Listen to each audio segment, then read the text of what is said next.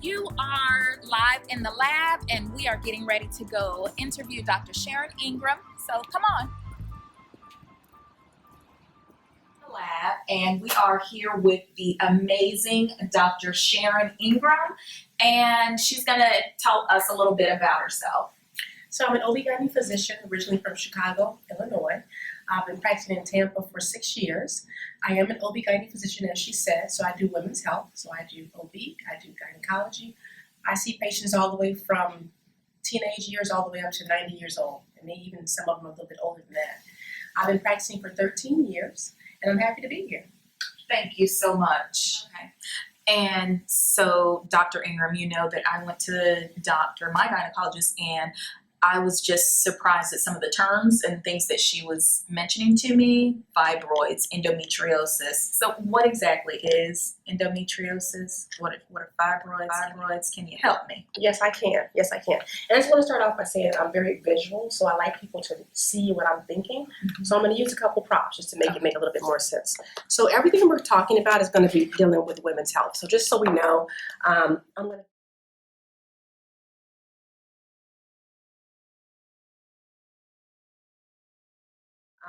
going to be dealing with these organs here.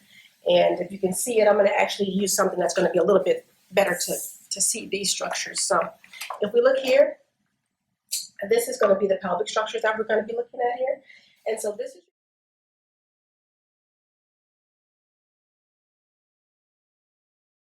is going to be the pelvic structures that we're going to be looking at here. And so this is your uterus. So the babies are there. And then we have our fallopian tubes, and we have our ovaries here. And then this is the vagina, we have our cervix. So this is our whole pelvic anatomy.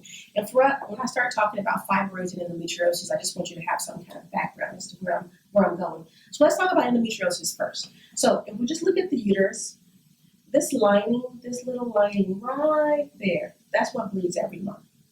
These cells react to the hormone in your body, estrogen, progesterone, which is why you have your cycle.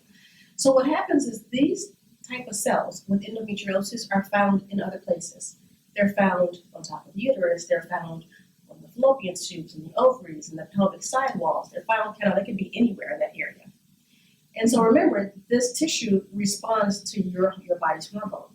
So if you have these endometriotic deposits or implants in all these different places, when your hormones peak, these places light up and you can have a lot of pain. And that's a lot of times when people come in with endometriosis, they're complaining of pain. Wow. So all of these little spots out here are lighting up and causing you pain.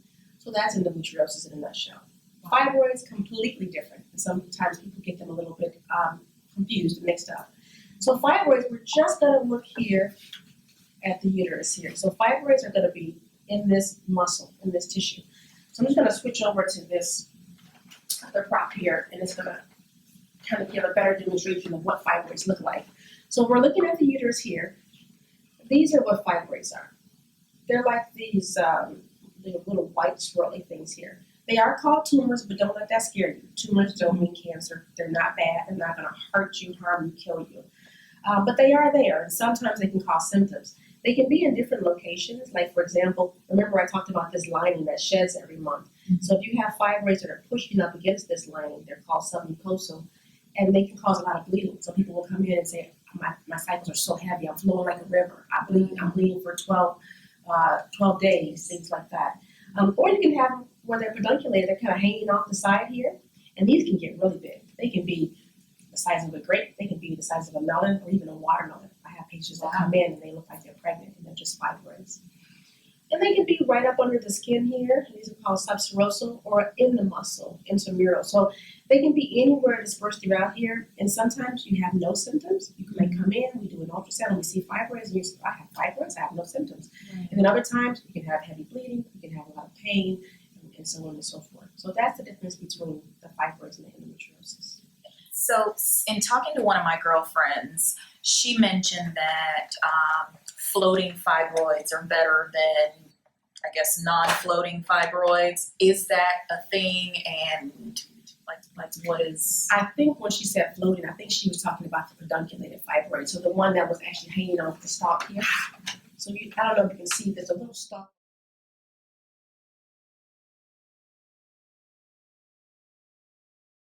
there's a little stalk right there with the fibroid, and it's just kind of hanging off. So it can be seen as being floating because it's not attached to the uterus, and so it can kind of move around a little bit.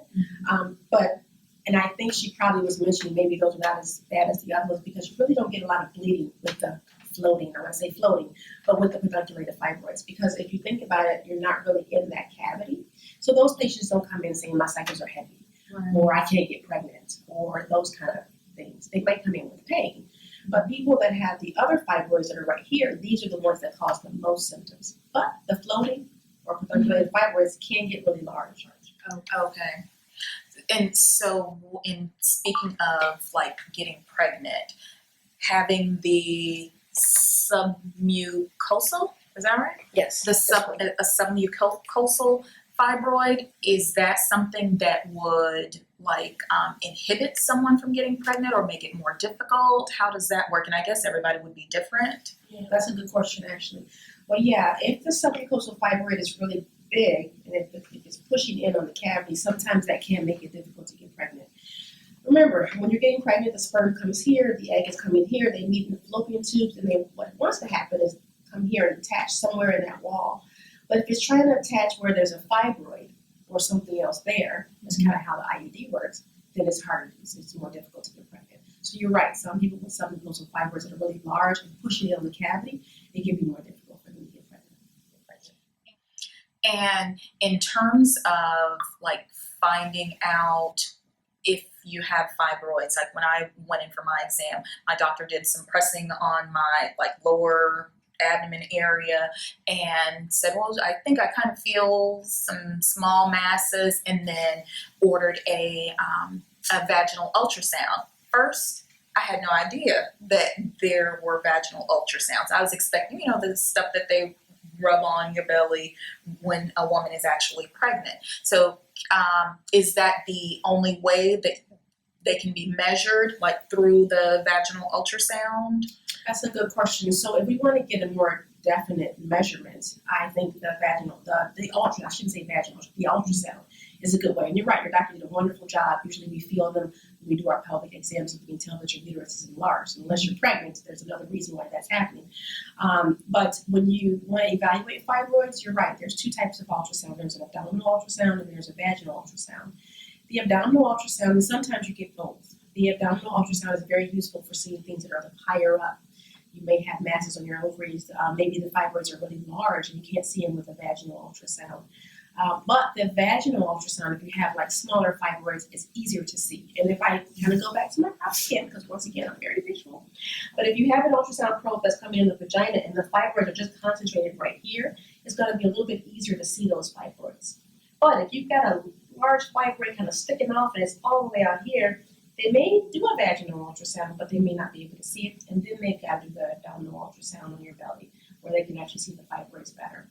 But ultrasound is the best technique to actually see and determine how large your fibroids are.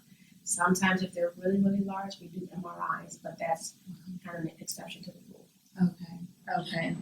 And is there something like dietary wise that women can do to like mitigate the risk factors? Because I've heard that this is something that's very common. Fibroids is very common amongst, is it women in general or African American women? Yeah, actually they are.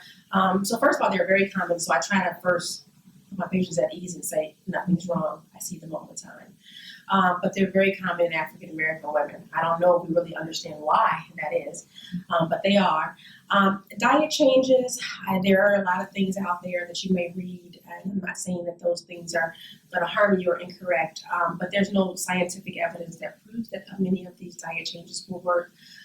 Personally speaking, I would say, and I say personally speaking, but as a physician, if you do have fibroids, sometimes being on cycle control, like hormonal control, can cause them not to increase in size. So that way we can get maybe a little bit of shrinkage. There are some medications that are out there that can help fibroids not to get larger and that can shrink them. And then when you finally do go through menopause, they actually do shrink. But the important thing to keep in mind is that if you have fibroids, it doesn't necessarily mean that you have to do something about them. Some people are just, I have something there that shouldn't be there, so I need to do something about it. And if they're not causing you symptoms, you really don't have to do anything about the fibroids. Gotcha. And with the endometriosis, is it recommended that someone get the, I don't remember if she called it a biopsy or what, some sort of exam to check and make sure that everything is okay there? I'm thinking you're saying maybe surgery, maybe they looked on the inside to do like a laparoscopy and do a biopsy. That sounds familiar with what you're referring to. In general, endometriosis is usually a clinical diagnosis, meaning you don't have to have surgery to know that you have endometriosis, or if you're suspecting that you have endometriosis. We do a big history and physical to try to determine that. Sometimes if people are having a lot of pain, you can get biopsies and you can try to remove some of the endometriosis. That would be with the surgery or procedure. It's a laparoscopy. I actually think I have a picture of what that looks like here. So this side we're going to deal with a little bit later, but that's what endometriosis can look like. But sometimes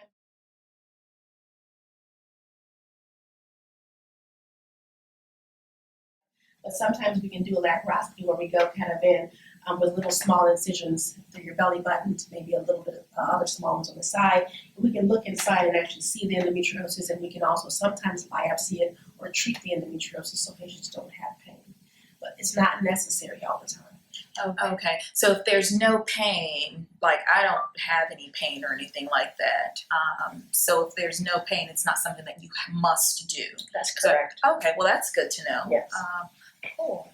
I'm learning so much, and we walk around with our organs and our body parts like from childhood and don't even know half of the stuff that is going on in this system. I'm just amazed that God makes all of this stuff work the way it does. It is an amazing system, I must say that. Yeah, and there must be a God, because there's no way for these things to work together so well. If you just think about the organ, the uterus in general, being able to house a baby and grow a baby and life, it's pretty amazing. And you can go from your uterus being about this big to being the size of a watermelon, and then it gets back to this big again. So it's pretty amazing. It really is. Best organ in the body. Cool. And we kind of talked about women being able to still conceive with the fibroids, and is it the same thing with the endometriosis as well? That's actually a good point to bring up. So a lot of women are concerned that maybe if they have endometriosis, that they might not be able to get pregnant. Not always the case. Many people with endometriosis first don't know they have it, and yes, they have gotten pregnant before. But if it's a really severe case, sometimes there can be some issues with that. So I'm going to go back to my props here, and if we can get to see this actual picture, they go over the 4 stages of endometriosis. And when endometriosis gets to be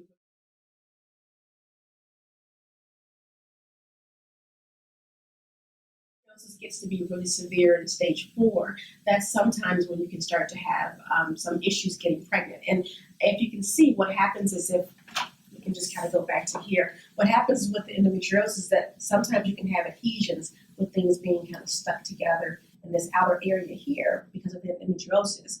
And that can cause a problem getting pregnant, because as we know, when we get pregnant, the egg is going to be released from the ovary here, comes down the fallopian tube.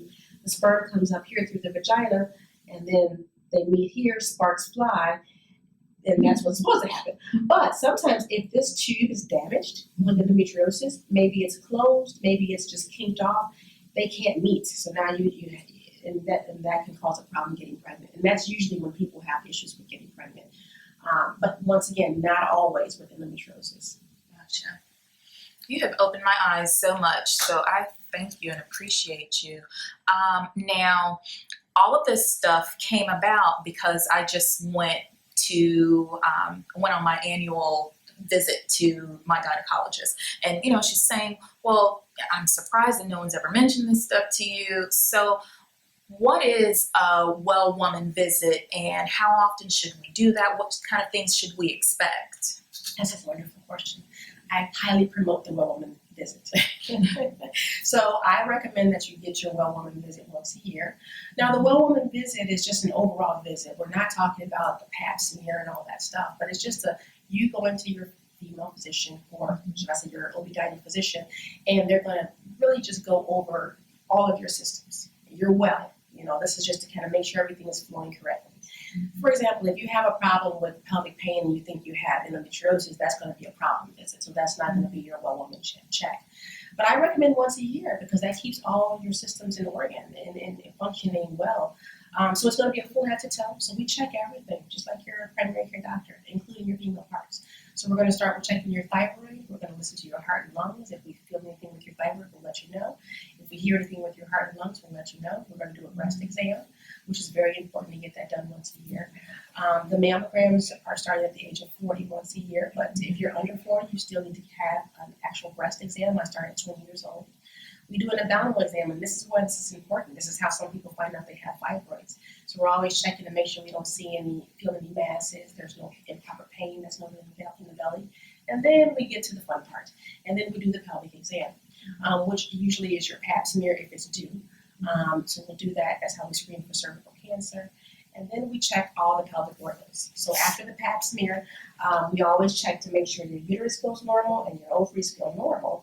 And that's how we screen for if you may have fibroids or if you have some inappropriate pain that we can kind of key in on. Or if you even have any ovarian masses, is how we screen for ovarian cancer. If we feel anything with the ovaries that's abnormal. So when you go for your well woman check, it's really to make sure that we're overall making sure everything is functioning okay. Maybe you don't know that these symptoms are abnormal or you feel something abnormal. When you come into for that check, we're able to cover those systems. We also do a detailed history. So we're going to ask you about your cycle.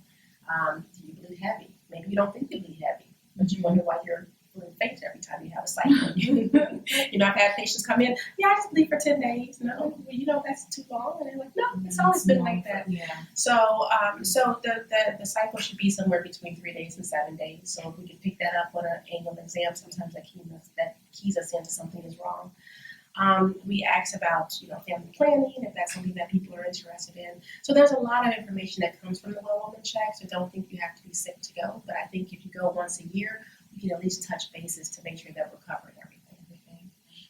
That is so awesome. Sometimes we just don't know what to expect, and even, for example, from what to wear. Okay, what kind of exams are they going to be doing? What should I wear? So just being empowered with the information, I think, will help so many women out there, and men too, to encourage the women in their lives.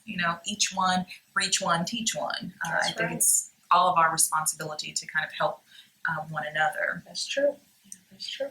So how did you get into practicing medicine? How did you get into this?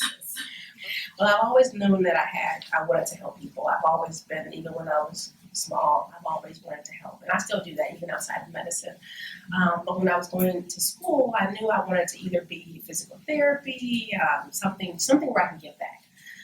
But then when I used to go to church, my pastor would always ask me what I wanted to be, and my stepdad would ask me, and they said, you can be anything you want to be. And I'm like, well, I'm going to be a doctor. I'm just saying it. I'm going to be a doctor. And, some people are like, that's kind of far-fetched. I'm like, no, it's not. You can do all things, yes. Right? Okay. So I kept saying it, and then as I said it, it started to get into my mind, and I'm like, I can actually do this. And so when I went to school and I started studying medicine, I'm like, this is where I'm supposed to be. This is me giving back, and it's not just giving back by doing exams. It's me giving back emotionally, helping someone physically, helping someone spiritually. That's all because you're treating the individual, and we have all those parts. So for me personally, it was just me wanting to kind of give back to women.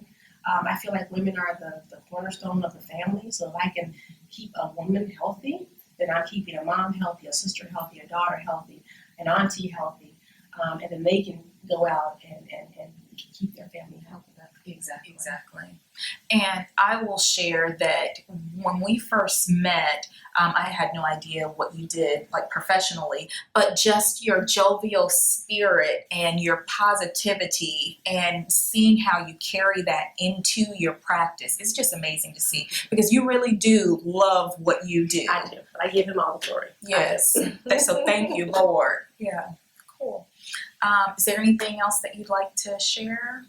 Not really, just thank you for having me here. I think it's really nice for women to be empowered and to know more about their health, their body. And I commend you for what you're doing. I think you're making an amazing mark on the world. Continue to do what you do. We love it. Thank you. And once again, thank you for letting me be a part of this. Thank you so much. Thank you.